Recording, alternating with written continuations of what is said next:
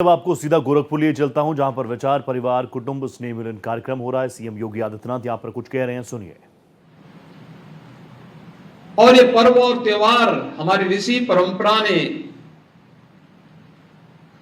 कितने सूझबूझ के साथ उन्हें एक सांस्कृतिक और धार्मिक पुट देकर के कैसे आने वाली पीढ़ी के लिए दिया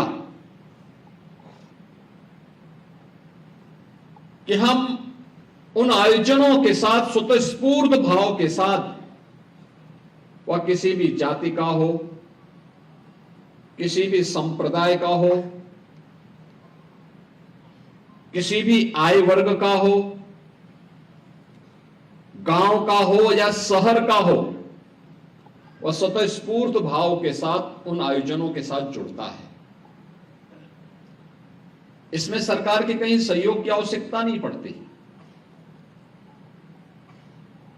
यानी यह स्वतःस्फूर्त भाव सनातन धर्म से जुड़े हुए इन पर्व और त्योहारों में हम सबको देखने को मिलती थी। लेकिन जो अभाव हमको देखने को मिलता था वह था कि हम पर्व और त्योहार को आपसी सद्भाव के साथ तो आयोजित करते हैं, लेकिन आपस में मिल करके सामूहिक रूप से एक आयोजन का हिस्सा बन सकें, ये बहुत कम देखने को मिलता था।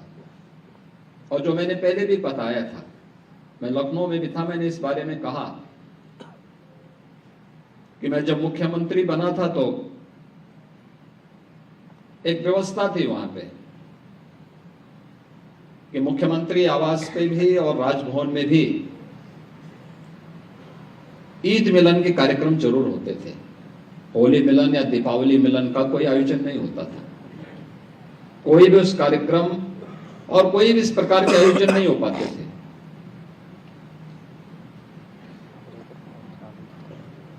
हम लोगों ने कहा कि भाई देखो, भारत की परंपरा को चाहे जैसे भी हो, लेकिन हमने अगर एक सेकुलर स्टेटस दिया है तो मुख्यमंत्री आवास को भी और राजभवन को भी उससे मुक्त रहना, उसको मानना चाहिए, और कोई भी आयोजन हम नहीं करेंगे मिलन का।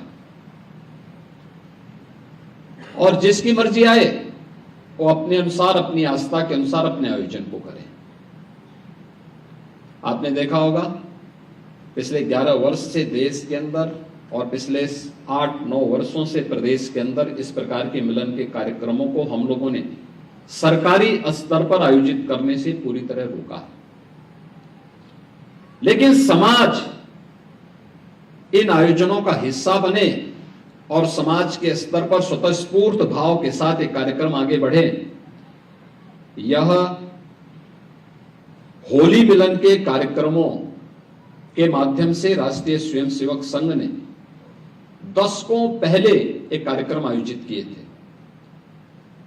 पूरा समाज जुड़ता है, गोरखपुर में लाल डिग्गी में हो या फिर गोरखपुर में भगवान नरसिंह की शोभा यात्रा का कार्यक्रम हो। हजारों हजार की संख्या में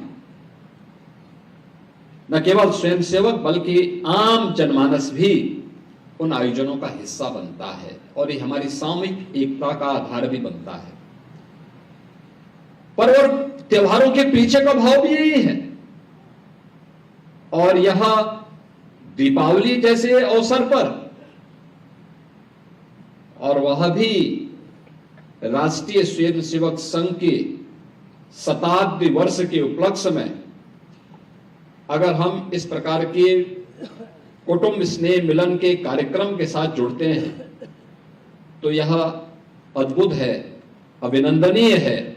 और मैं इस प्रांत के माननीय प्रांत प्रचारक जी का और उनकी इस पूरी टीम का, जो इस पूरी संकल्पना के साथ जुड़े और जिन्होंने मिलन के इस कार्यक्रम को, कुटुंब स्नेह मिलन के इन कार्यक्रमों को मूर्त रूप देकर के इसे आज एक साथ 28 विचार परिवार से जुड़े हुए सभी स्वयंसेवक परिवारों को एक मंच दिया है, अत्यंत अभिनंदनीय है। और मैं इस अवसर पर आप सभी का हृदय से अभिनंदन करता हूं।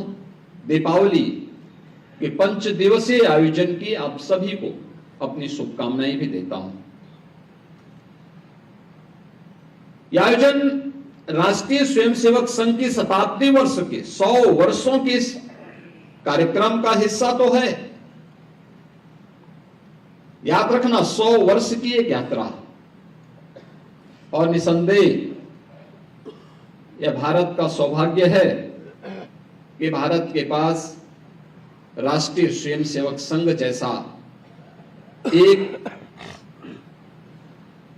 बिना किसी सरकार के सहयोग से संचालित होने वाला, स्वयंसेवकों के सहयोग से संचालित होने वाला एक स्वयंसेवी संगठन है। दुनिया के अंदर बहुत देश हैं, लगभग 200 देश हैं